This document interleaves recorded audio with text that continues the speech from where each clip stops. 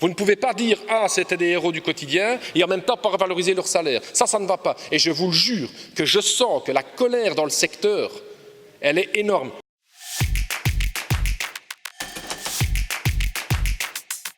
Il y a donc l'initiative du SPA donc, que nous soutiendrons.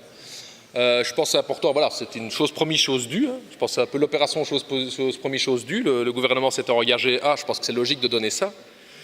Mais je mets en garde tout ce Parlement ici sur les négociations actuelles de tout ce secteur, à ceux qui croient qu'on va s'en tirer avec des petits amendements de 20-25 millions d'euros. Le secteur, il est fâché.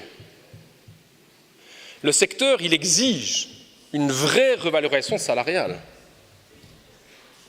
Une vraie revalorisation salariale, ce n'est pas une petite prime annuelle, c'est une augmentation des salaires.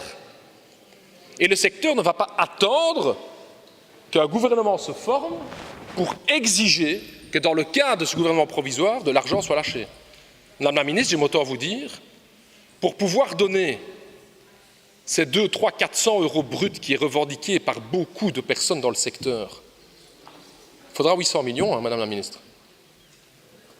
Et on ne va pas attendre un prochain gouvernement pour aller chercher ce rapport de force et cette augmentation salariale. Hein. C'est 134 000 personnes qui ont mené le combat sur le front. Ces héros qu'on a applaudis à 20 heures, on va leur donner ces augmentations salariales.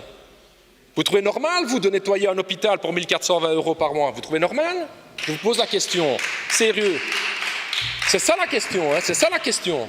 Les blocages salariaux qui ont été votés par tous les partis de droite. Il faut arrêter avec ça. Hein. Aujourd'hui, il est temps de revaloriser tous ces salaires. Et je vous appelle, Madame la Ministre, sérieusement, à débloquer les fonds. Parce que vous savez très bien que si ça reste au niveau des hôpitaux, il n'y aura pas assez d'argent. Donc s'il faut aujourd'hui refinancer un secteur, c'est bien celui des hôpitaux. Les 6-7 milliards pour arriver à faire, je vais dire, kiff-kiff, pour ne pas faire faillite. Mais il faudra trouver les 800 millions pour permettre ces revalorisations salariales. Et je vous parle ici à court terme, Madame la Ministre. Vous ne pouvez pas dire « Ah, c'était des héros du quotidien » et en même temps pas revaloriser leur salaire. Ça ne va pas. Et je vous le jure que je sens que la colère dans le secteur, elle est énorme. In Vlaanderen, in Brussel en Wallonië. Die ruggen die toegekeerd zijn geweest aan de eerste minister, dat was geen symbolische fake-actie. Hè? Dat was fundamentele woede. Om die 800 miljoen vrij te maken voor de lonen van iedereen in de sector. Dat is wat er dringend is, beste collega's.